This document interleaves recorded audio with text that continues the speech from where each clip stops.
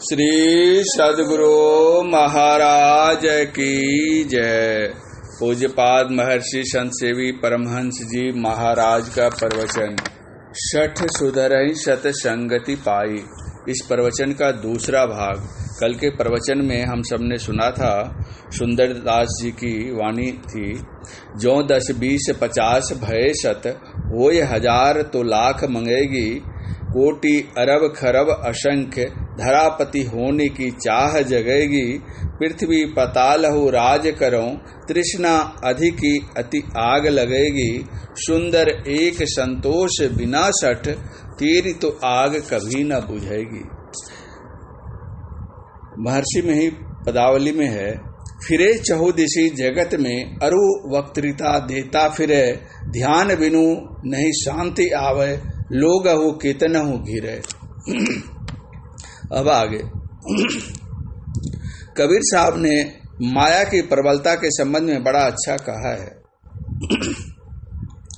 अवधु माया तजी न जाई, घर को छोड़ी के मठिया छाए, नारी तजी के चेरी, बेटा तजी के चेला किन्ना, तहु मति माया घेरी। पहले तो हमने अपना घर-बार, परिवार, रोजगार सब छोड़ दिया, लेकिन अब हम फिर दूसरा घर बनाने में लगे हैं। पत्नी को छोड़ दिया, लेकिन चेली को नहीं छोड़ सकते। घर में झगड़ा हो गया तो बेटे को कह दिया तू मैं और मैं। बेटे को छोड़ सकते हैं पर चेला को नहीं छोड़ सकते, चाहे वह चेला जैसा भी अच्छा या बुरा क्यों न करे। कहीं कहीं तो चेला ही गुरु बन जाता है, जैसा वह पढ़ाता है वैसा ही गुरु पढ़ता है। गुरु शिष्य अंध बधिर कर लेखा, एक न सुनई एक नहीं देखा वाली बात चरितार्थ हो रही है। भला कहिए, ऐसा भी व्यक्ति कभी गुरु हो सकता है। परम पूज्य गुरुदेव ने हमको भजन भेद बताने का अधिकार दे दिया, इसलिए हम गुरु हो गए, ऐसी बात नहीं। उन्होंने कठोर तपस्या करके संत मत सत्संग रूपी फुलवाड़ी लगाई और उनकी सेवा एवं सुरक्षा हेतु हम लोगों को माली के रूप में नियुक्त किया। मालिक तो वे स्वयं थे और अब भी हैं। आज यदि कोई माली अपने को मालिक समझने लगे तो यह सर्वथा अनुचित होगा। उनसे हमको आदेश मिला कि संत मत की दीक्षा बता दो, इसलिए हम बताते हैं। लेकिन यदि हम अपने को गुरु समझने लगे तो हमारी भारी भूल होगी। आज हम चाहते हैं कि उन गुरुदेव की तरह हमारी भी पूजा प्रतिष्ठा हो। यह भूख क्यों? यदि पूजा और प्रतिष्ठा की भूख है तो हम अपने को उस योग्य बनावें। अक्षरशः सत्य तो यह है कि जो उस योग्य होंगे उनकी वैसी इच्छा होगी ही नहीं।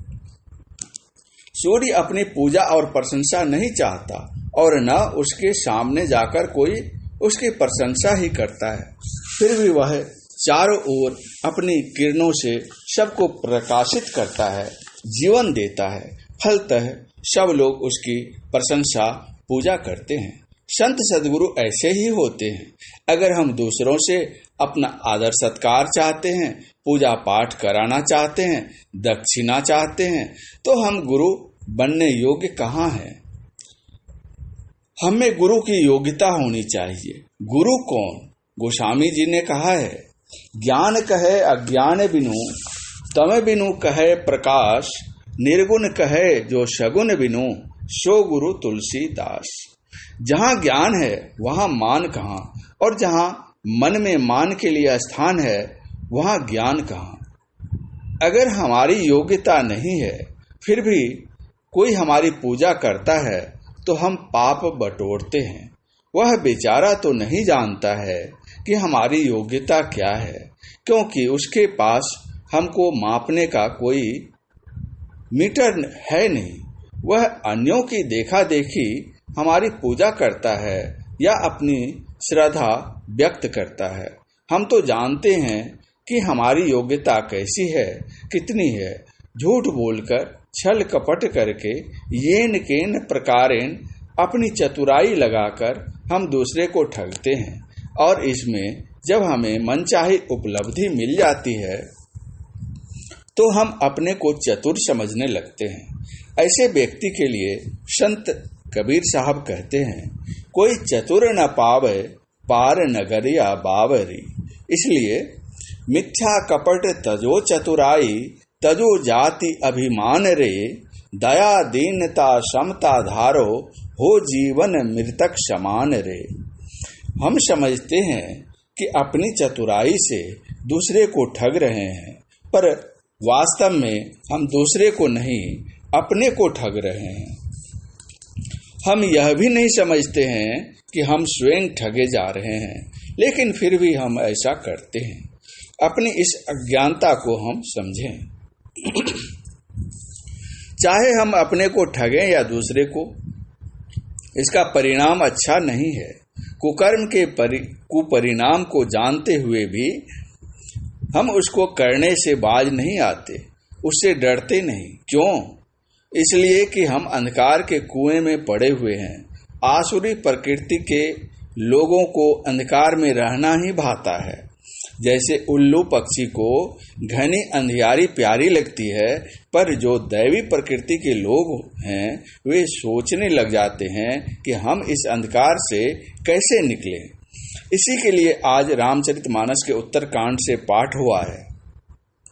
इसमें बताया गया है कि अंतः साधना के साधक को अंतः प्रकाश मिलने पर किनको दुख और किनको सुख होता है। इस प्रसंग को वे एक रूपक का रूप देकर प्रस्तुत करते हैं।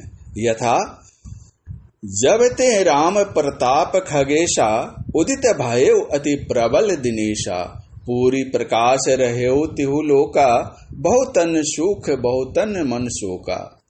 जब कोई सद्गुरु से सद्युक्ति प्राप्त कर अंत साधना करते हैं तो उन्हें अपने अंदर में प्रकाश की अनुभूति होती है। परिणाम क्या होता है?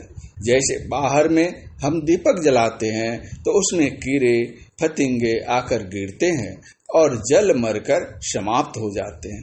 उसी प्रकार जब साधक अपने अंदर प्रकाश देखता है तो उसके अंदर के काम, क्रोध, लोभ, मोह, मद, मात्सर्य, राग, द्वेष, मान, अपमान आदि विकार रूप कीड़े उसमें जल भूनकर समाप्त हो जाते हैं।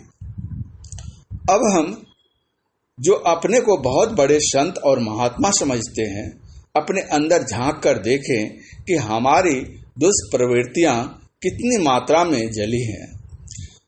इसको मापने का मीटर जनसाधारण के पास नहीं है, बल्कि अपने ही पास है। हम स्वयं समझते हैं कि हम कहाँ तक पहुँचे हैं, लेकिन कभी कभी कुछ लोग जिन्होंने वस्तुतः सत्संग किया है वे हमारे आचार व्यवहार को देखकर आंक लेते हैं कि ये कैसे महात्मा हैं। गोस्वामी जी ने कहा, जब राम का प्रबल प्रताप रूप सूर्य का अंदर में प्रकाश हुआ तो किसी को सुख हुआ और किसी को दुख। सुख किसको हुआ और दुख किसको हुआ? इस विषय में गोस्वामी तुलसीदास जी ने आंतरिक सूर्य से बाह्याकाश के सूर्य की उपमा दी है, अथवा यों कहिए तुलनात्मक विवेचन किया है, मेल मिलाया है। यथा जिन्हि शोक से कहूँ बखानी, प्रथम अविद्या निशा नशानी। जब बाहर में सूर्योदय होता है तो रात का अंत हो जाता है।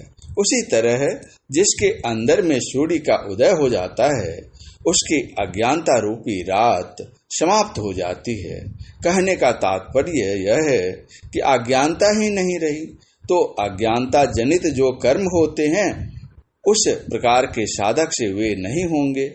साधक ज्ञान में प्रतिष्ठित हो जाएगा तो उसके सभी कर्म ज्ञानमय होंगे।